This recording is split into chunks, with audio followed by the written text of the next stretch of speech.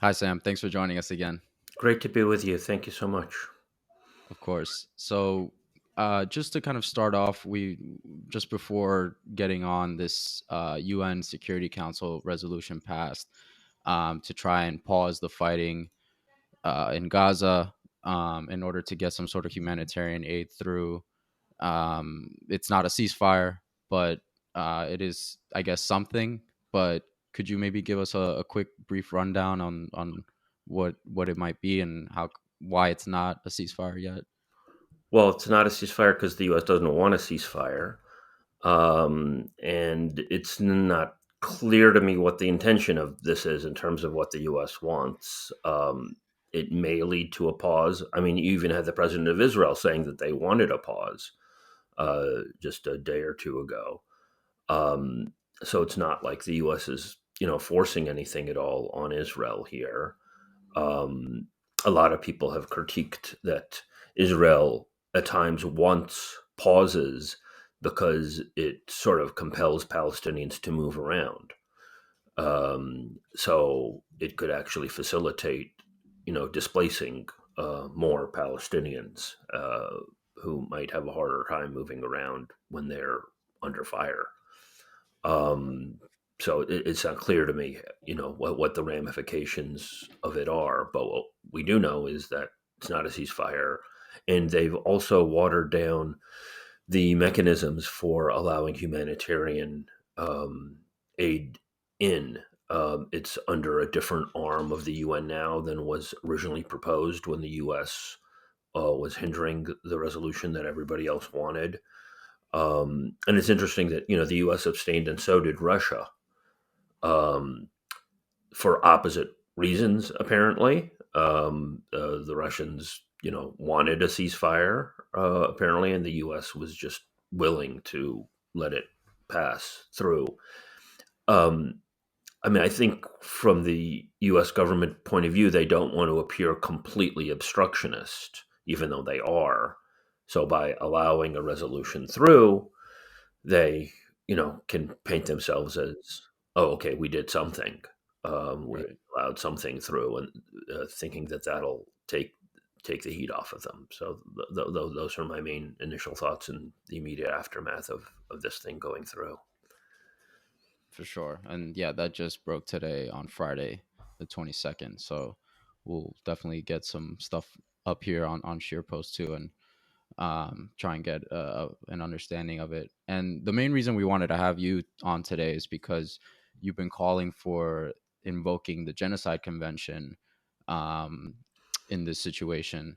And it's become sort of a campaign, right? Because I see you on Twitter a lot, tweeting the hashtag and trying to call attention to UN members and special rapporteurs and for protests, etc. So could you maybe give us like a brief sort of overview of it and the sort of distinction between the international uh, Court of Justice and the International Criminal Court, and that kind of like those distinctions and the importance of invoking this specific convention as opposed to just just calling it a genocide and calling it a day after that. Thank you, Diego. Sure. Um, so a lot of people have focused on the International Criminal Court, and several nations and groups and others have petitioned the International Criminal Court. That could well be a dead end. The International Criminal Court has generally been a dead end. Particularly under the current prosecutor, effectively been an instrument of U.S. policy, even though the U.S. isn't a signatory to it. Um, the International Criminal Court has gone after a series of African leaders, and then they issued an arrest warrant for Putin, but they've never gone after U.S. or Israel or any NATO ally. Other than they did open an investigation a few years ago on Afghanistan and Israel, and then Trump immediately went after them. And that was scaled back under the current prosecutor. Um, so I think a lot of people are. I mean, I certainly think it's legitimate to push this current prosecutor, a British barrister named Khan, to do his job. But I don't think that people should pin their hopes on this in any way, shape, or form. So the other major avenue is the International Court of Justice. And that doesn't go after individuals like the International Criminal Court could. It goes after states. So it could. So if a country that's a signatory to the Genocide Convention, and virtually every country is, invokes it, they can do so under Article 9 of that convention that brings it to the International uh, Court of Justice. And that court can issue judgments and findings. It could, for example, um, in a matter of weeks, potentially, if the argument is well made, um, issue a cease and desist order against Israel, and then have more in-depth proceedings later on. But that could happen in a matter of weeks. And that would further isolate the United States tremendously, and it would obviously tar Israel as having a finding of, um, uh, committing genocide before the International Court of Justice, also known as the World Court. So that is the crux of it, and that would have a whole series of potential ramifications. For example, um, we just had this thing at the UN, as you say, that could, um, and the U.S. tried to dispel it at the UN Security Council. That if there was a finding of genocide against Israel, the U.S. would obviously attempt to veto any further action on that. That could compel the UN General Assembly to convene under what's called Uniting for Peace. This is a mechanism that the General Assembly used most prominently in the Korean War, when the Russian veto prevented the U.S. from intervening in Korea. The U.S. set up this mechanism so that the U.S. actually flew under a UN flag. If you watch old episodes of MASH, they're they're flying under a UN flag, and that's why. So you could have Uniting for Peace being used in a whole series of ways. Um, Using these mechanisms, the majority of states in the UN could call on member states to economically sanction Israel. They could even authorize military force. They could suspend Israel. They could set up a tribunal that could go after individual Israelis. That was, modeled on the Yugoslav tribunal. So there's a whole series of things that can and should be done, assuming that this bombing continues and the U.S. continues to obstruct. So Cornel West, he recently called for the ICC to investigate war crimes against the IDF and Netanyahu. But that was before you informed him that the ICC has been what you said was worse than useless. And shortly after, he called to invoke the Genocide Convention.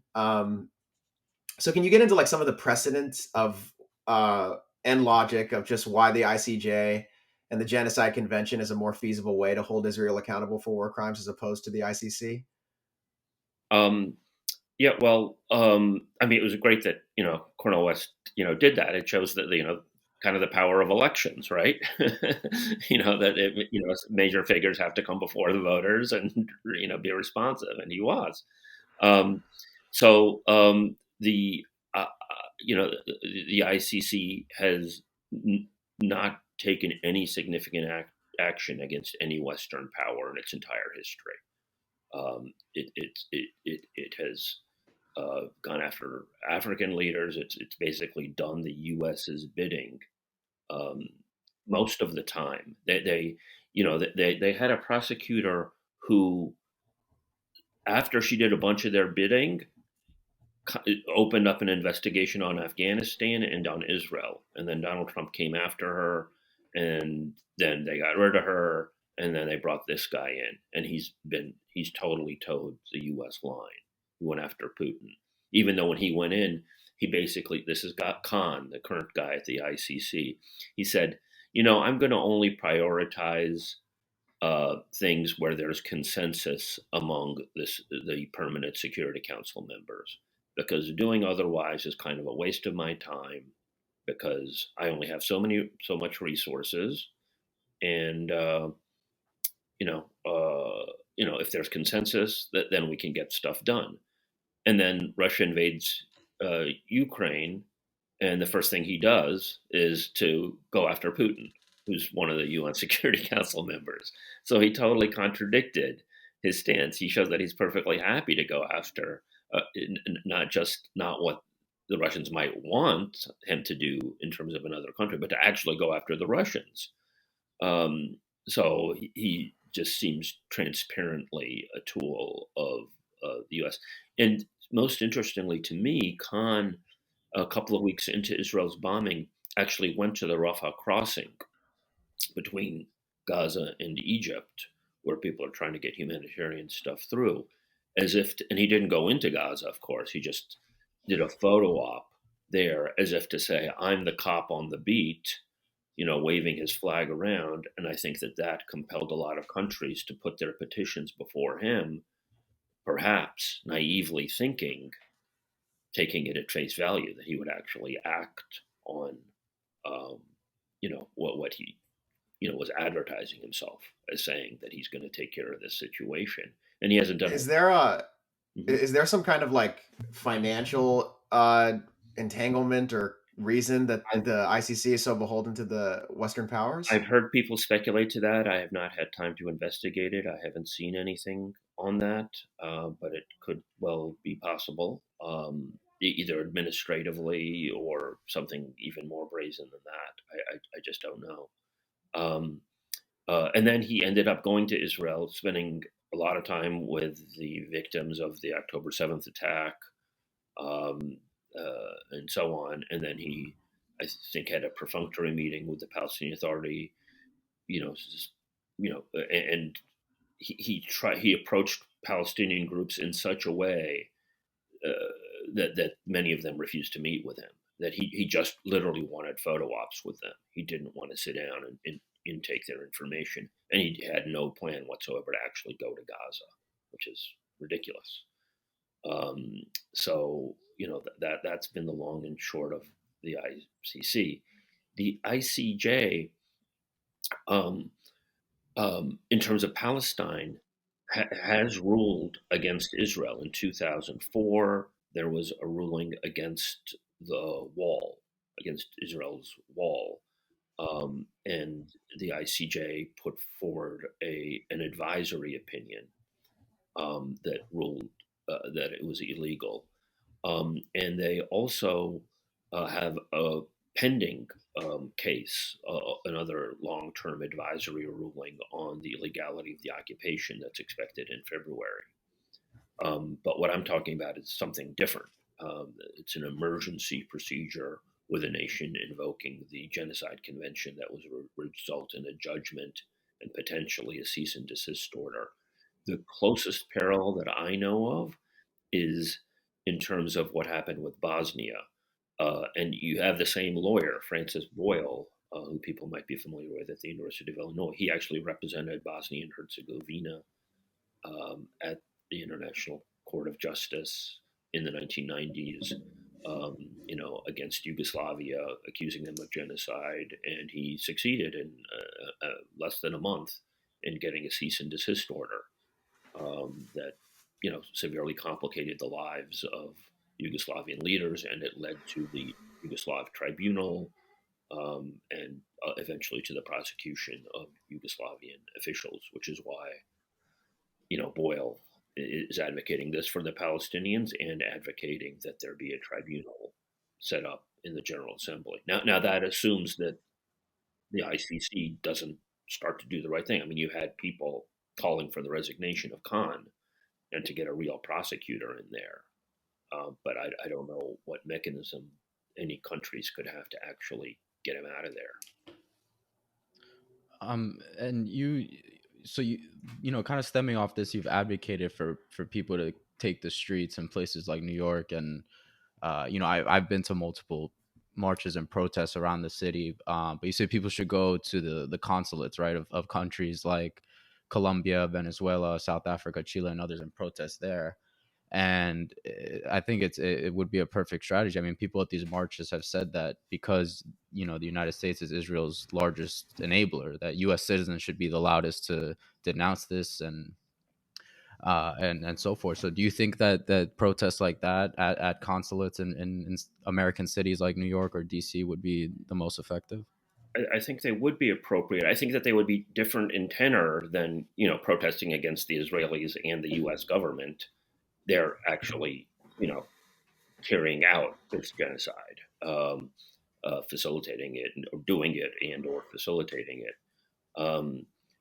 So they should be the target of protests. These other governments have said the right things. You've had leader after leader say this is genocide in Brazil, South Africa, um, uh, Colombia, and so on. There have been at least a dozen countries where the leaders have actually said that, but they haven't invoked the Genocide Convention. And this seems to me, thank you very much. Thank you for recalling your ambassadors. That they have done, taken at least symbolic steps.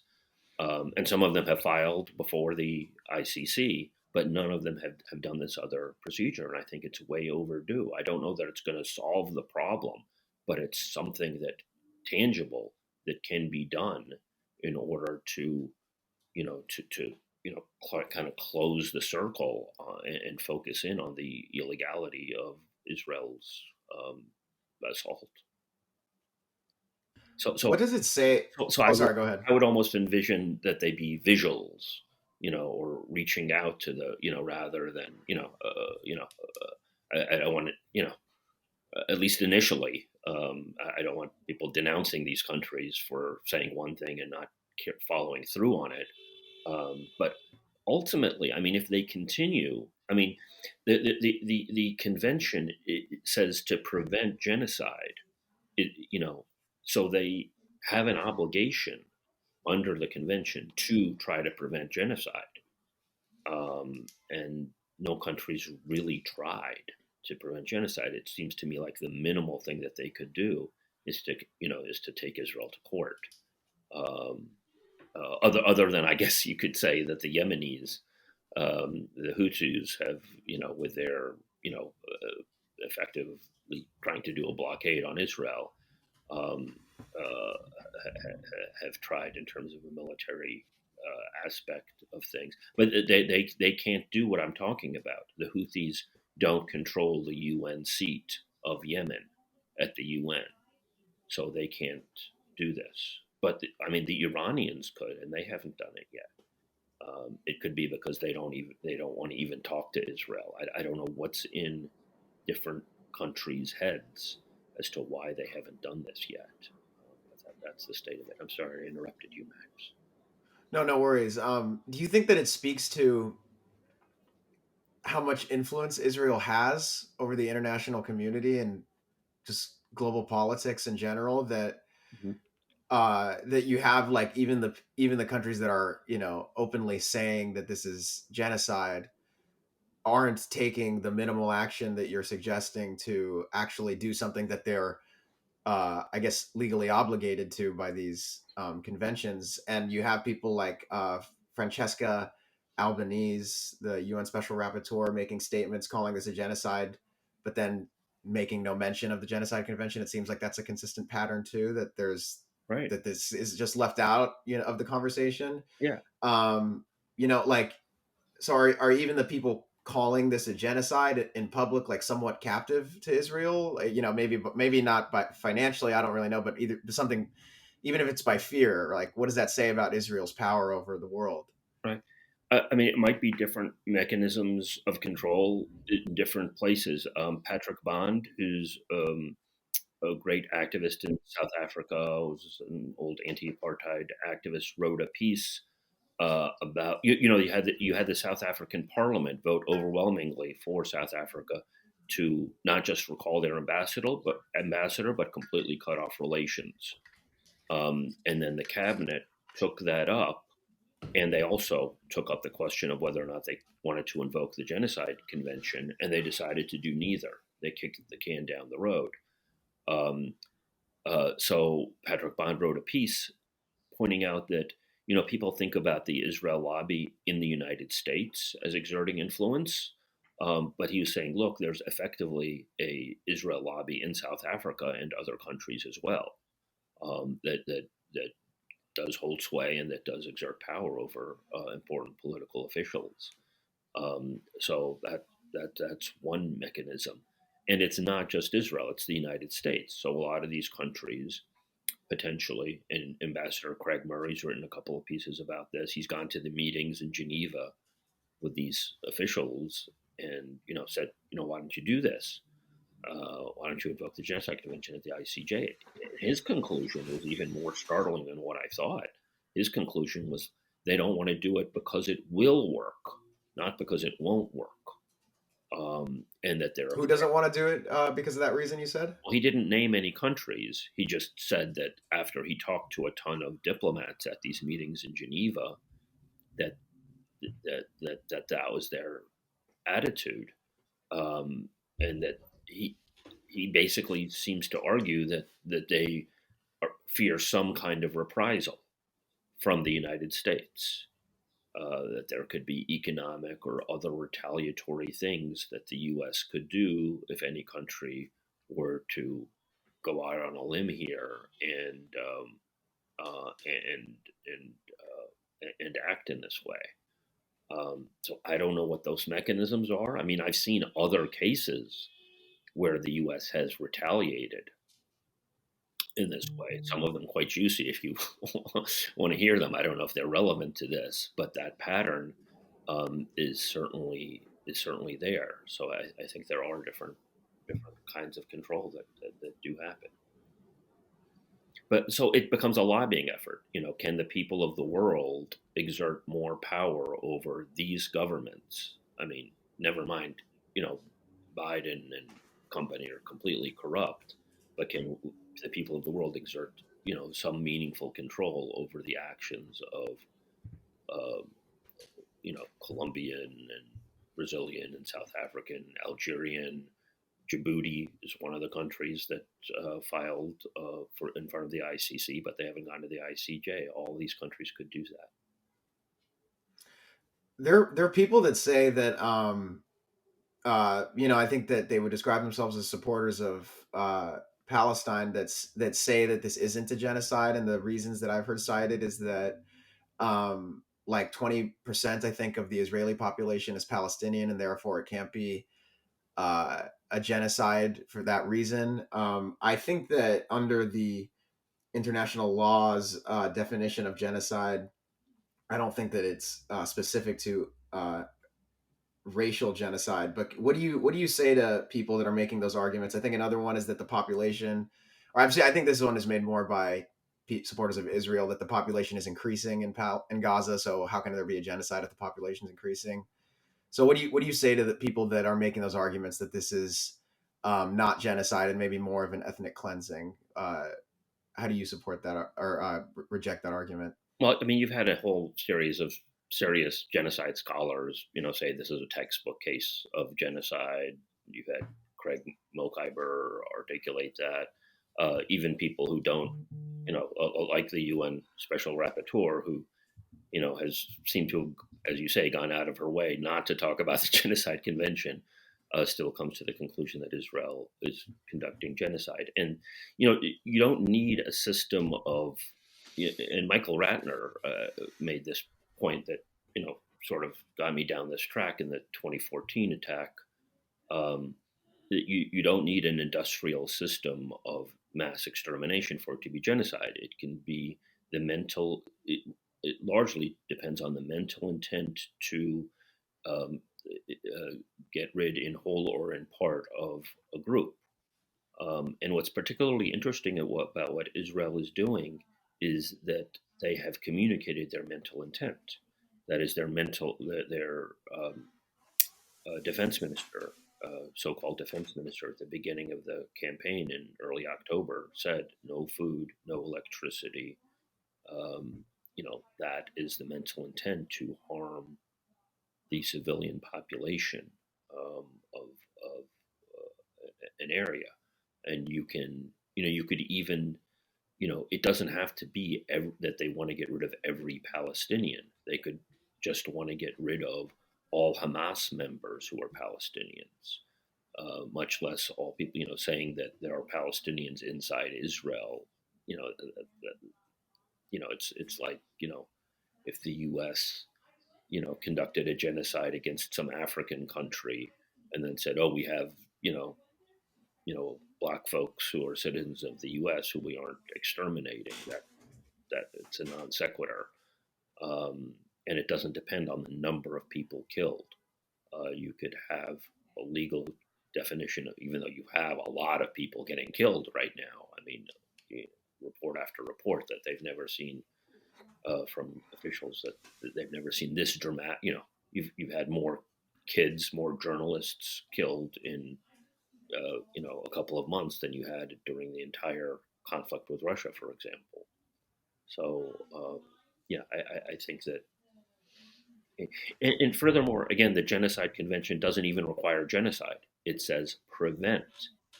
So you could Mm, invoke it, even if a country said, we don't think a genocide is happening yet, but it might, as a lot of countries have, mhm. that they should act to prevent. The point of the Genocide Convention is not simply to punish it after the fact, although it includes And that. Mhm. yeah, and what's his name? Craig Mockaber Oh, or Piper, yeah.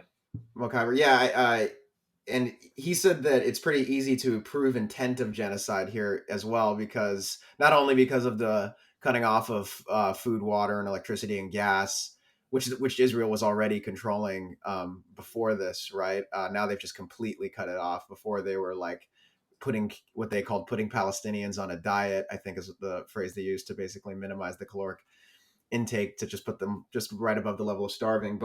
Uh, but he says that with intent to destroy a national, ethnic, or religious group, um, and also Israeli officials have stated that they want to literally just level Gaza entirely. So when you take all those statements combined with that action, it seems to me that that's pretty clear cut uh, intention of genocide. With and it's like it's almost like Israel's. I think Craig Mockaber said this, that it's like they're almost bragging in a way, because they're openly stating these things because they're so confident that the international community is going to be toothless and not do anything to hold them accountable. Yeah, because they got the okay from the United States. There's another dimension of intent, that I've been meaning to write about, and that's the lies are sort of part of the intent. That is, the whole thing began with Israel saying there were 40 beheaded babies. Why did they do that lie? They did that lie Mm, so that they would have more carte blanche to commit mass atrocities, right? The mhm, propaganda is part of the apparatus of the genocidal intent. Even the Washington Post the other day put out a story about how all the claims about the Hamas headquarters under the Al Shifa hospital were bunk. You had Gareth Porter pointing to these lies over a month ago. Um, why are they putting out those lies? And why is the United States government and much of the media repeating them? They, in effect, are part of the mechanism of the genocidal intent, because you put out these propaganda stories to say that it's justifiable to bomb hospitals because you have a genocidal intent, or at Yeah, least a and criminal intent. Yeah, Diego? yeah, Claire Daly, the Irish member of parliament in Europe, said that for those who say that Israel can defend itself, they should chat with their lawyer because they may be complicit in war crimes. And there's been a lot of attention drawn, like you kind of pointed out, in terms of the rhetoric coming out of U.S. politicians. Talking strictly about the U.S. and the media and other elements in the West as being complicit with the genocide because they engage with all of these lies and give them footing. And I'm just curious, how likely do you think it is that people face any sort of punishment? And do you think just in terms of history, because the numbers that we've been seeing, like you said, more kids and people have been killed than Russia, and from what I've seen, there's what, like 102 UN aid workers have been killed, which is the most in compared to any other conflict, in the organization's history. So how do you think history will look on it with the gravity that it deserves, or will it just be swept under the rug? Right. I mean, that's part of my emphasis on invoking the Genocide Convention. That if you do that and you get a ruling from the World Court, that becomes a landmark, so that it really hinders any attempts to pave over this after the fact. I mean, the U.S. I mean, I actually asked the State Department if they, because the Center for Constitutional Rights put out a statement saying, warning members of Congress if that they funded Biden's package to Israel, that they would be complicit in genocide under the International Criminal Court. Um, but that presumes that the International Criminal Court will do its job. And so I asked the State Department, are you guys worried too? And they didn't really answer that part of my question. But,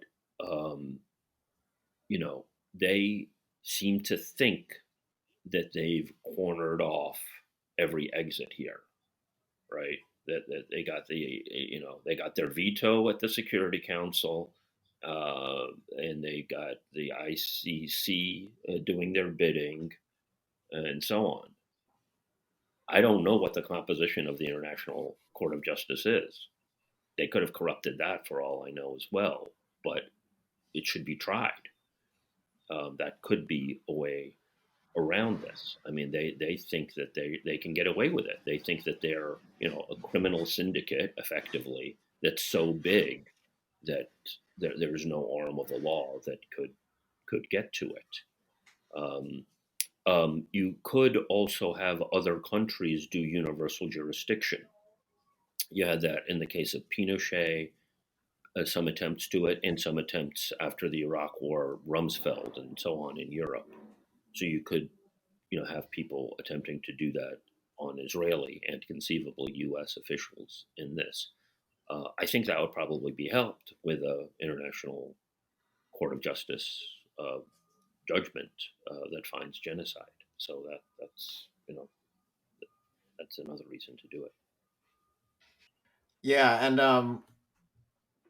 like one thing that this conflict I think has really been revealing about is the kind of fraudulent nature of at least a lot of the MAGA right. I'm not sure about the voters really. I haven't been paying attention to that about whether the Trump right is in support of aiding Israel in the genocide, but at least the You pundits and the right. yeah. Go ahead. Well, you just had Ivanka Trump and Kushner in Israel, weepily going along there. So, I guess they're totally on board. But yeah.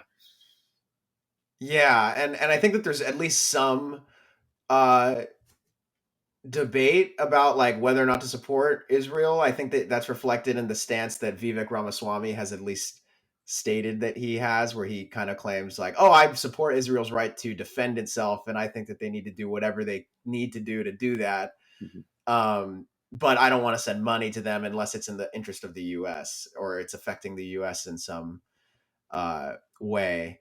So I think that there's like that. I feel like I don't know. Maybe that's just my bias, and I don't really take Vivek Ramaswamy what he says at face value. Maybe he really does believe that, but I think that that's kind of reflective that there is some discussion, at least in the MAGA right, about. I've had like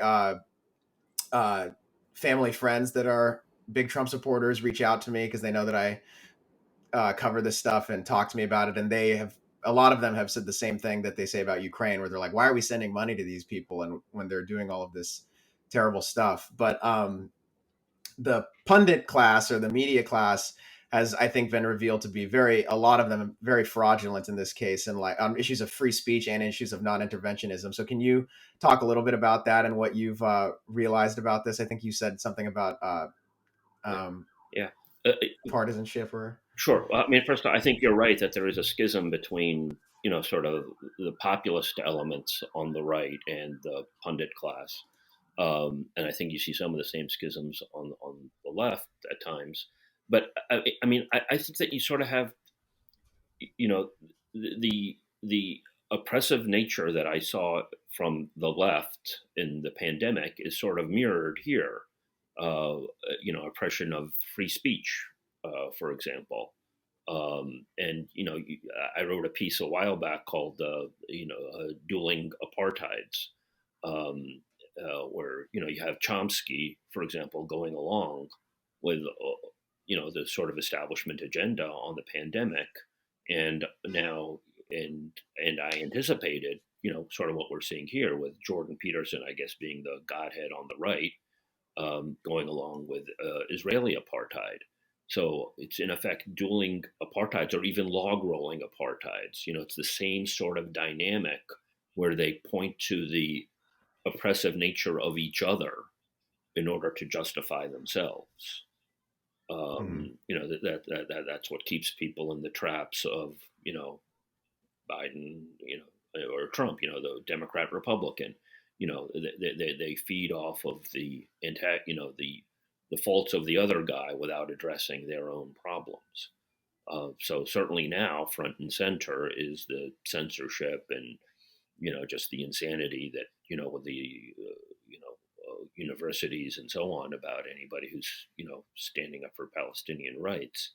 But I think we should also keep in mind that so-called leftists went along with a lot of this in terms of the pandemic with big tech. I was, doing stuff on COVID origins that was not politically correct, and that became a target of free speech suppression and oppression. So I think both sides of it are wrong. No, I was just gonna ask, Sam, what do you think about the upcoming election and how this issue is specifically will impact it? Because, you have polls that say that I think the majority of the U.S. public are losing. They support a ceasefire. They're not supporting Israel. But when you come down to sort of the politicians and you get into that mess and that swamp of DC, I feel like do you think it would provide a platform to bring this issue up in a more substantive way, or do you think it'll just fall to the normal kind of rhetoric of like Trump just throwing things out?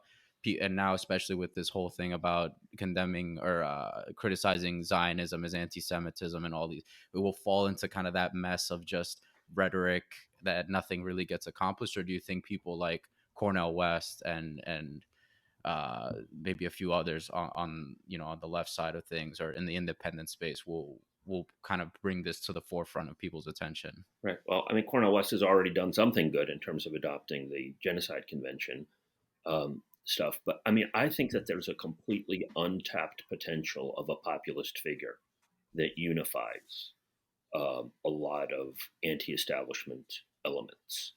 Um, and I don't know if we've talked about it before, but I've written about the tragedy of the Kennedy campaign, where he's effectively right. taken some of the rightful disgust with the pandemic policies, and he's talking more about his support of Israel than he is about gain of function, dangerous bioweapons creating lab work.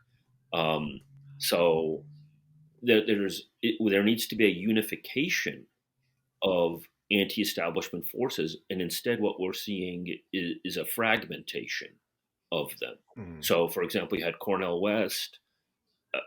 Again, my thanks to him for what he did recently on the show, but he went through the People's Party, and then he went to the Green Party, and now he's doing an independent run. So I guess he's trying to get on ballots as an independent, and then you're having Jill Stein do the Green Party run. So you kind of got two left-wing candidates with fairly similar perspectives running for president. This seems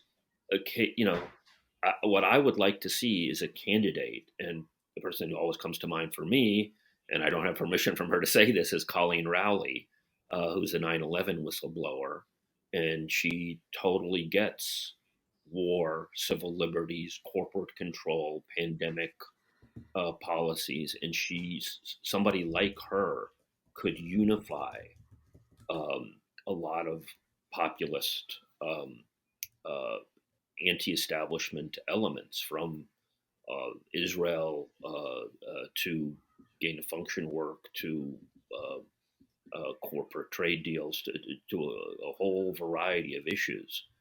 Um, but we don't have somebody like that on the national stage who can really do that as yet. And I think that, I mean, it's possible that this war could accelerate that process. That things will continue to get worse if we keep in this cage of voting for the lesser evil kind of thing. You're just going to get more and more evil that way. In my lifetime, we went from Jimmy Carter, who I wasn't wild about, but okay, to Trump and Joe Biden. that is a very bad trajectory. I think that there needs to be structures to unify people along those lines. Yeah, and Diego and I have been talking about this a lot, but it's so interesting how these candidates, I don't know if they do it knowingly or not. I think we talked a little bit about that, whether RFK was this guy sent to do this or if he's just kind of doing it on his own. We don't really know, but it's interesting how they all seem to function as these fragmentations of different ideological sort of uh, perspectives. They represent those fragmentations, I guess. You have a guy like Vivek Ramaswamy, who I just watched his interview with Jimmy Dore, and it's so funny to hear him talk because he sounds good on a lot of issues, on civil liberties and free speech and war right. and Like COVID. Trump. I mean, Trump was saying we love WikiLeaks back in 2015, right? And then he puts in Pompeo, who hatches a plot to kill Assange. Yeah. So you don't know what you're getting with these guys. Yeah, exactly. And they're always Ramaswamy, for example. You did a great piece on Israel's possible involvement in the Kennedy assassination. Right. And there's also questions about Israel's involvement in 9/11 with the dancing Israeli stories, I think is the one that most people comes to mind for most people. And you have someone like Vivek Ramaswamy coming out and just appearing very to a general audience, just seems like a guy who's really standing up to the establishment in a way, being an outsider, saying these things that you're not allowed to say on national television, talking about Saudi Arabian involvement in 9/11. But then at the same time, he's always throwing in these little anti-China comments. And at the same time, he's defending Israel's slaughter in Gaza.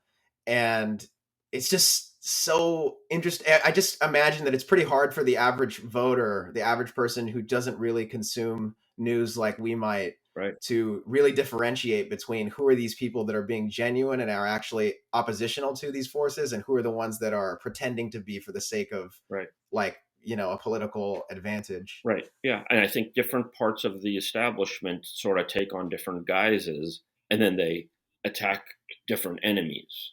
Right. So there's a section of the Democratic Party that loves to bash Russia. And there's another section. So it's the attack dogs of each civilizational rival come out of different strands of the U.S. establishment and the partisanship there. Let me just say a word on the Kennedy thing, because RFK Jr. has basically lied about this. He's gone on about how my family has always been so close to Israel. Not true. Most obviously, JFK in the summer of '63 sent a series of letters to. I published all of them on my webpage. Published a series of letters basically demanding that Israel allow inspectors in, because it looked like they were trying to get nuclear weapons. And at one point, He gives an ultimatum to Ben Gurion, who's the founding prime minister. Just then, Ben Gurion resigns, and then the new prime minister, the finance minister, comes in there. Kennedy follows up with a letter for him saying, this is jeopardizing our relationship, a very threatening letter coming from a president. And then a couple of months later, Kennedy's assassinated. Now, lots of people have noted that a lot of people seem to have wanted Kennedy dead, but some people have pointed to Israel as being a totally undercovered, possibility or player in all of this. And I think what's particularly notable, I went through a lot of parts of the equation here, is the deadline, right? A lot of people might have wanted Kennedy dead, but they didn't have a deadline. Israel had a deadline because they had to get their nuclear weapons before Kennedy forced the inspections on them. So, and you had, Ruby, who killed Oswald, tied to the mob, and the Jefferson Morley's written about. Oh God, I'm blanking on him. I can't believe I'm blanking on his name. There was a major operative in the CIA. Jefferson Morley's book on him is called The Ghost. Angleton, James Angleton, and he was both head of counterintelligence and in charge of Israel, and was a major force behind Israel getting the bomb, and he had access to the Oswald file. So he was in a very good position to orchestrate all of this. We don't have a smoking gun that he did it, but he was in a position to do all of those things. So I just, I just put out a piece just saying, look, I don't have concrete evidence, but if I had a dime for every time I've heard that the CIA killed Kennedy because he said he would smash it into 1,000 pieces, I'd be a very rich man. But I'd never heard until a couple of years ago the possibility of Israel because of its nuclear weapons, even though I've done so much work on Israel's nuclear weapons over the years. I regularly go and ask at the State Department and elsewhere, do you acknowledge that Israel has nuclear weapons? And virtually nobody in DC, including the squad, will acknowledge just the empirical reality that Israel has nuclear weapons, even today. So there are a lot of, red lines about Israel, and that's part of the insidiousness. I'm not surprised at what's happened the last couple of months, right? Yeah. Because I knew that official Washington wouldn't even acknowledge the empirical reality of Israel's nuclear weapons. And we went to war with Iraq. We are threatening Iran constantly over non-existent nuclear weapons, while Israel has nuclear weapons, and we won't say that they can. So of course they can commit a genocide and not acknowledge it. Of course they can. Yeah. And then you have even some of the most notable, I guess, pieces about the potential for conspiracy in the JFK assassination, like Oliver Stone's movie. I forgot what it was called, but Okay. JFK. Yeah.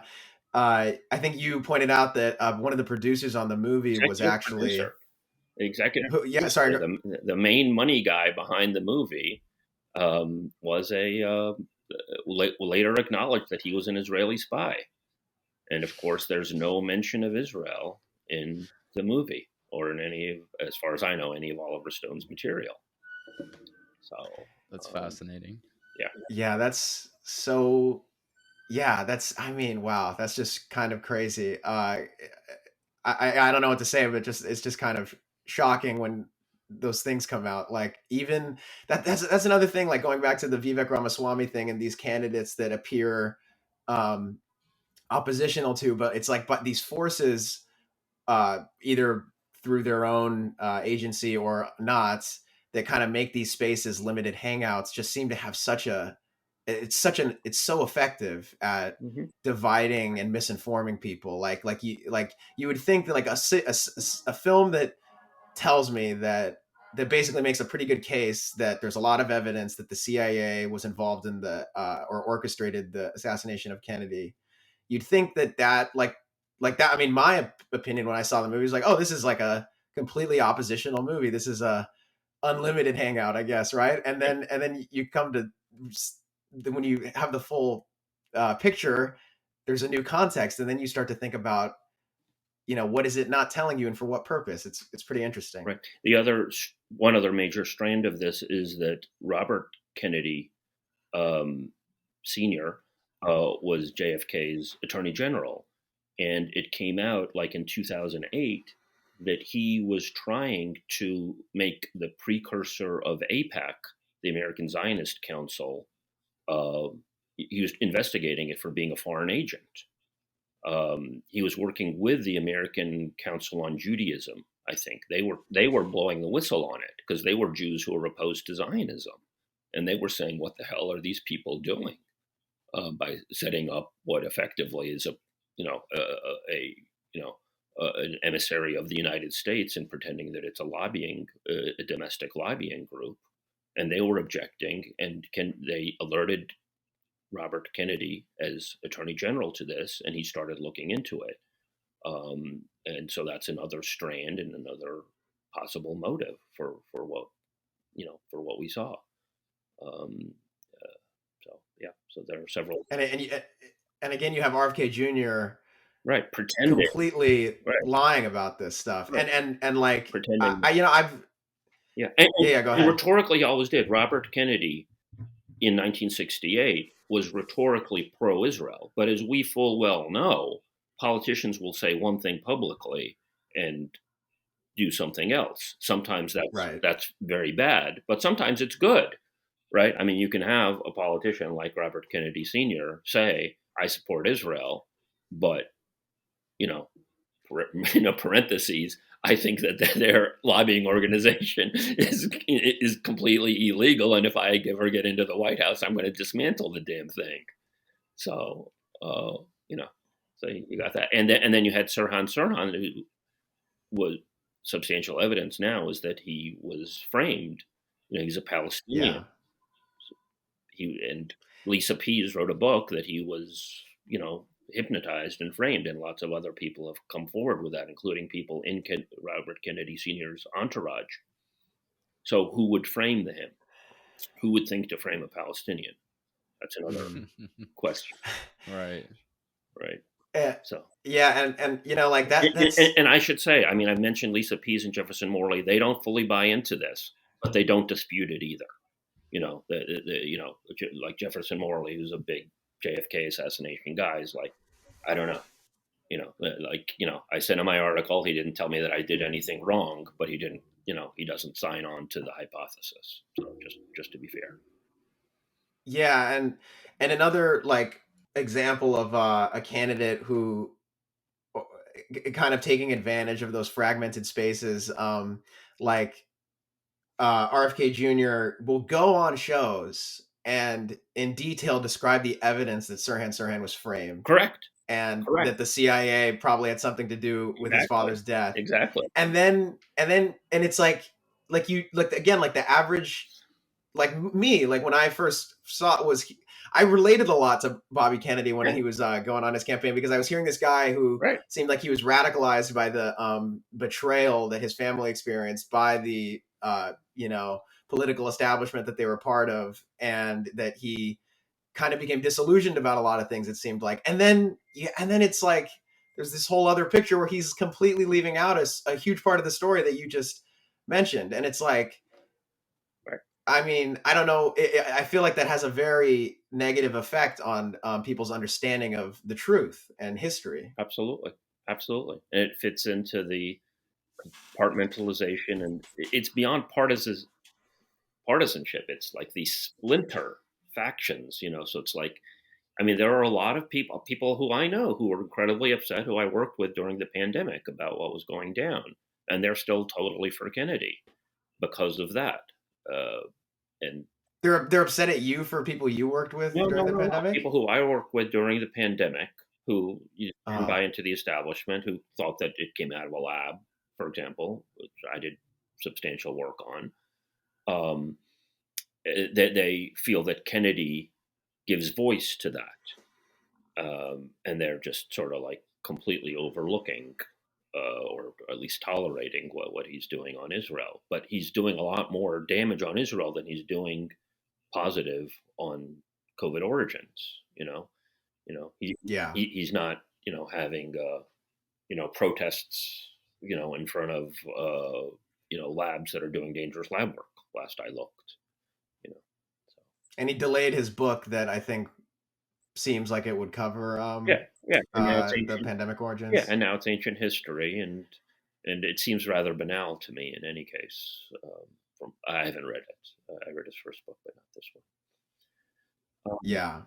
So again, the upshot for me is unify instead of dissipating, and many of these political figures seem to be bent on dissipating anti-establishment forces, and we have to find ways of bringing them together. Yeah, I completely agree. I think that's a good place to end it, unless you had any questions or follow-ups, Diego or Sam. No, not for me. Thanks so much. Yeah, and if you could let people know where they could find your work and follow you on social media, and also tease anything that you have coming up. Yeah. I write at Substack, Husseini, HUSSEINI.substack.com. And I got a lot of stuff that I've been wanting to say about Israel and write about Israel that I haven't, because I've been so focused on the whole Invoking Genocide Convention.